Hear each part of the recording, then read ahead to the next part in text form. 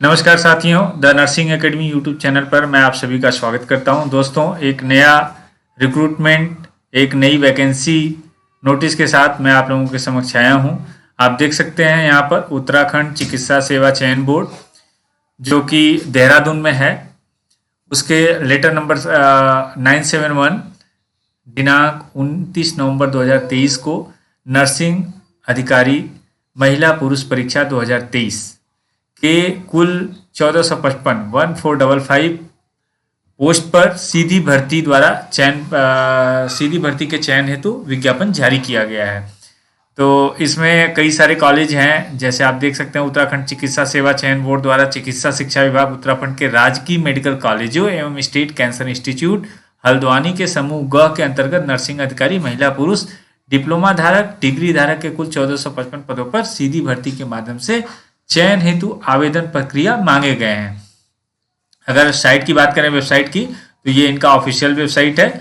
इस लिंक के माध्यम से आप वहां पर जा सकते हैं और आप अप्लाई कर सकते हैं। तो मेन जो चीज़ें हैं मैं इस नोटिफिकेशन में मैं डिस्कस करूंगा आप लोगों को, क्या क्या क्राइटेरिया है, कितने पोस्ट हैं, रिजर्वेशन की क्या पॉलिसीज़ है, एक सिलेक्शन प्रोसेस क्या होगा, तो A to Z चीज़ें हम कवर करेंगे आपका।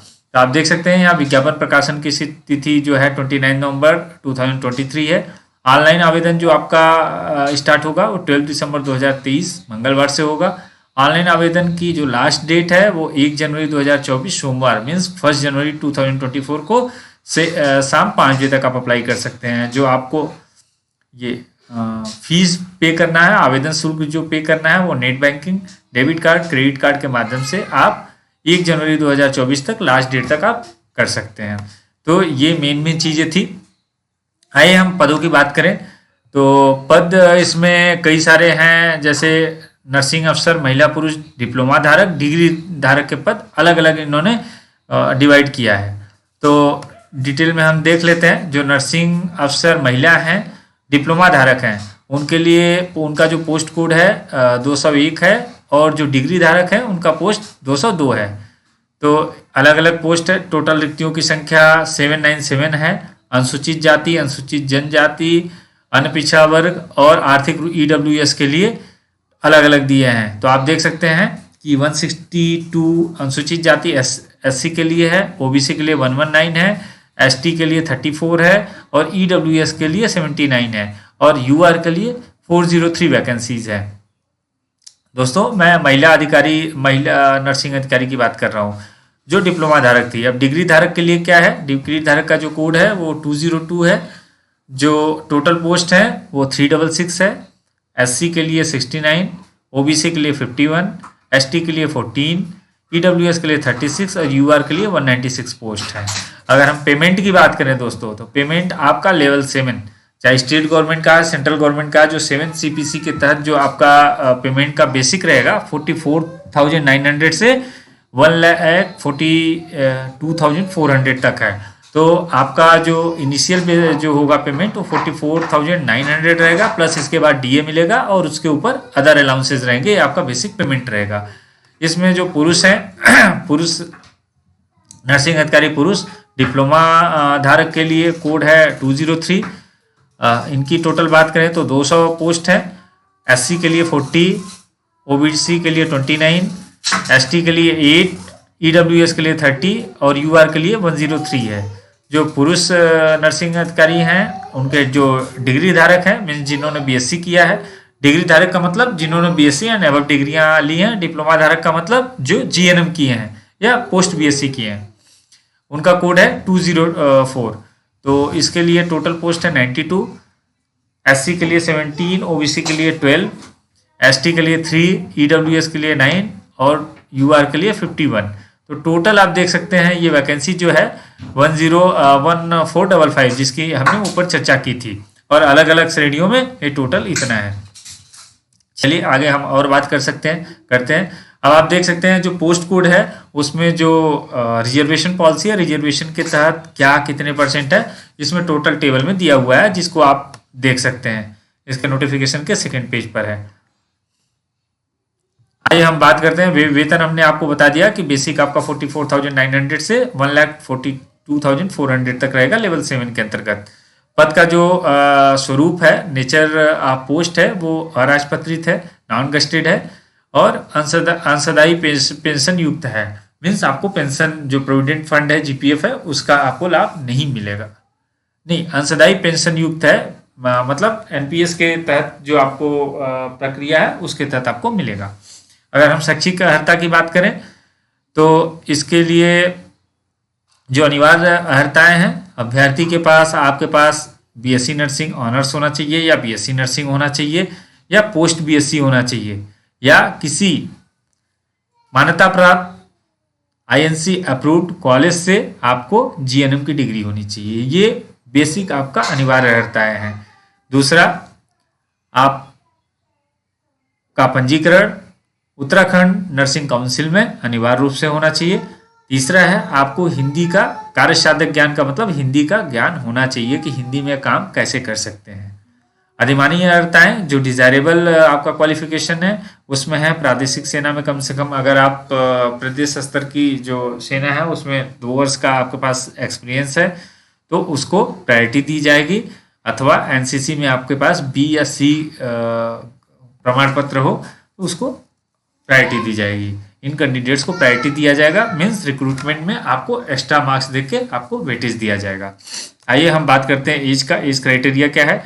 जो आयु सीमा है उसकी गणना 1 जुलाई 2023 तक की जाएगी। आपका कट ऑफ डेट है एज का 1 जुलाई 2023 और उस डेट में जो आपका मिनिमम एज होना चाहिए वो 21 ईयर्स होना चाहिए, मैक्सिमम 42 ईयर्स होना चाहिए। तो ये है। और उसके अलावा जो कैटेगरी वाइज है SC ST OBC उनको ये आप देख सकते हैं टोटल जो गाइडलाइंस है, कोर्ट के गाइडलाइंस है या स्टेट गवर्नमेंट के जो प्रोटोकॉल है उसके तहत जो दिया जाता है उसके तहत पूरा दिया हुआ है, उनको छूट मिलेगा। ये अनिवार्य वांछनीय जो अर्हता है उसमें है अभ्यर्थी ऑनलाइन आवेदन पत्र भरते समय अंतिम तिथि तक, मीन्स जो लास्ट डेट है मीन्स 1 जनवरी 2024 तक आप उत्तराखंड राज्य के डोमिसाइल होने चाहिए। ये मैंडेटरी है। इसके अलावा अगर कोई कैंडिडेट ऐसा है जो डिपेंडेंट के रूप में है, जिसके फादर या मदर सैनिक में है, सेना में है, अर्धसैनिक बल में है या किसी सेंट्रल या स्टेट गवर्नमेंट में कार्यरत हैं, जो अगर ये सेना में है या अर्धसैनिक बल में है वहां पे कार्यरत हैं तो वो अप्लाई कर सकते हैं, उनके लिए छूट है। या सेंट्रल गवर्नमेंट के ऐसे कर्मचारी या स्टेट गवर्नमेंट के ऐसे कर्मचारी जो वहां पे परमानेंट पोस्टिंग है, उनके जो डिपेंडेंट है, उनके पुत्र पुत्री या जो भी है वो अप्लाई करने के लिए इंटाइटल्ड है। तीसरा है ऐसे जो अस्थायी निवासी हैं, जो उत्तराखंड के ऐसे निवासी हैं जो वर्तमान समय पे उत्तराखंड से बाहर अपना जॉब कर रहे हैं और उनके बच्चे उत्तराखंड में पढ़ाई कर रहे हैं, वो वहाँ पर अप्लाई कर सकते हैं।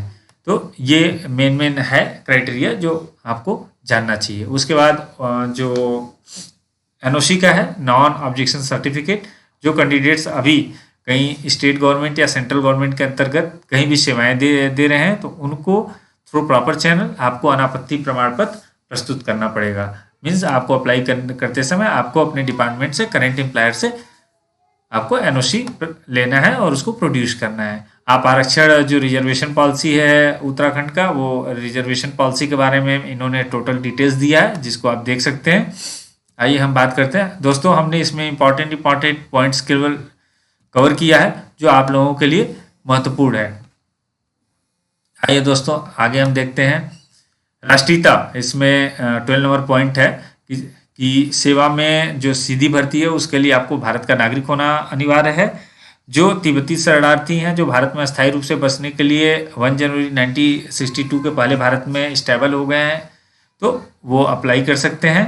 भारत के मूल व्यक्ति जिसने भारत में अस्थायी रूप से बसने के आशय से पाकिस्तान, बर्मा, लंका या तथा केन्या, युगांडा और संयुक्त तंजानिया गणराज्य के पूर्वी अफ्रीकी देशों से प्रव्रजन किया हो, उपर्युक्त ग श्रेणी से संबंधित अभ्यर्थी वह व्यक्ति होगा जिसके पक्ष में राज्य सरकार द्वारा पात्रता प्रमाण पत्र जारी किया गया हो। मीन्स जो ग में जितने स्टेट्स का नाम पाकिस्तान, बर्मा, लंका या युगांडा ऐसे कैंडिडेट्स के जो भी फैमिलीज आई हैं और उनको स्टेट गवर्नमेंट द्वारा वहाँ पे डोमिसाइल का आपको प्रमाण पत्र दे दिया गया है, वो अप्लाई कर सकते हैं। ये मेन था। आपका जो 13 नंबर में है आपका करेक्टर सर्टिफिकेट, आपका करेक्टर एक्सीलेंट होना चाहिए, अच्छी श्रेणी का उच्च गुणवत्ता युक्त का सर्टिफिकेट आपको प्रोड्यूस करना है। वैवाहिक स्थिति जो हमारा इंडियन ट्रेडिशन में एक्सेप्टेड है कि अगर आप हस्बैंड हैं तो आपके पास एक वाइफ, अगर मैरिड हैं तो हस्बैंड है तो आपके पास एक वाइफ होनी चाहिए, और महिला है तो आपके पास 1 हस्बैंड होना चाहिए। उसके अलावा अनधिकृत रूप से अगर आप कुछ ऐसा पाया जाता है तो आपका कैंडिडेट मुश्किल में पड़ सकता है। शारीरिक फिजिकल फिटनेस की बात कही गई है कि फिजिकली आपको एकदम फिट होना है और शेप 1 होना चाहिए आपको। चलिए, जो चयन की प्रक्रिया बहुत महत्वपूर्ण चीज है कि जो आपका प्रोसेस ऑफ सिलेक्शन क्या होगा। प्रोसेस ऑफ सिलेक्शन में देखिए इन्होंने 4-5 पॉइंट्स दिए हैं। जो आपका सिलेक्शन होगा, आपके डिग्री डिप्लोमा में जितने आपका मेरिट है उसके आधार पर आरक्षण का लाभ देते हुए जो रिजर्वेशन पॉलिसी है, रिजर्वेशन के अगेंस्ट में जो वैकेंसियां हैं उसमें हाई जो आपका मेरिट रहेगा, जो अंक रहेंगे उसके बिहार पर आपका सिलेक्शन होगा। तो मेन जो है, जो आपका सिलेक्शन प्रोसेस है वो मेरिट बेस्ड है, न कि किसी एग्जाम बेस्ड है। तो आप लोगों के लिए अच्छा है, जो कैंडिडेट जिनके मेरिट अच्छे हैं उनको अच्छा मौका है परमानेंट जॉब करने का लेवल 7 में। ऑनलाइन आवेदन के लिए निम्नलिखित दिशा निर्देश भी जारी किए गए हैं। आप देख सकते हैं यहाँ पे जो बोर्ड है, बोर्ड का ये वेबसाइट है, इस पे आप जाकर अप्लाई नाउ में आप क्लिक कर सकते हैं। क्लिक करने के बाद आप पूरा इसमें डिटेल्स दिया गया है, कैसे कैसे आपको क्या करना है, तो आप देख सकते हैं। इसका मैं PDF आपको टेलीग्राम चैनल में प्रोवाइड कर दूंगा, या आप नर्सिंग उड़ीसा इसका जो बोर्ड है, सॉरी उत्तराखंड बोर्ड, आप वहाँ पर उस उत्तराखंड चिकित्सा सेवा चयन बोर्ड, आप वहाँ पर जाकर आप इसको डाउनलोड भी कर सकते हैं। चलिए हम देखते हैं ऑनलाइन आवेदन पत्र जमा करने की प्रक्रिया क्या है। फर्स्ट स्टेप में आपका रजिस्ट्रेशन होगा, सेकंड स्टेप में एप्लीकेशन सबमिशन होगा, थर्ड स्टेप में 3 स्टेप में इन्होंने बांटा है।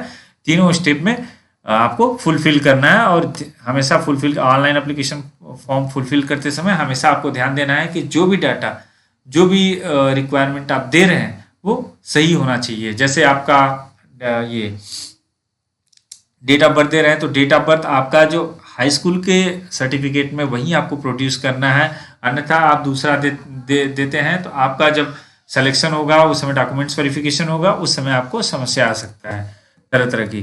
तो ये टोटल इसमें दिए हैं क्या क्या आपको करना है। मैंने बता दिया कि आपको फ़ी पेमेंट कैसे करना है और उस तरीके से आपको करना है। चलिए आवेदन शुल्क की हम बात कर लेते हैं एक बार।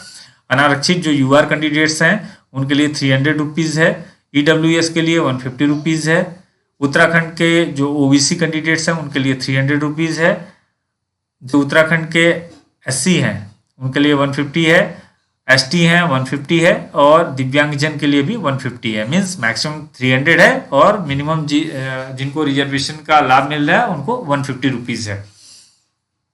तो ये मेन है। आप इतना फीस जमा करके जो प्रोसेस दिया है बहुत डिटेल्स में है, टोटल 13 पेज का है। आप प्रोसेस को फॉलो करते हुए आप उसको अप्लाई करें।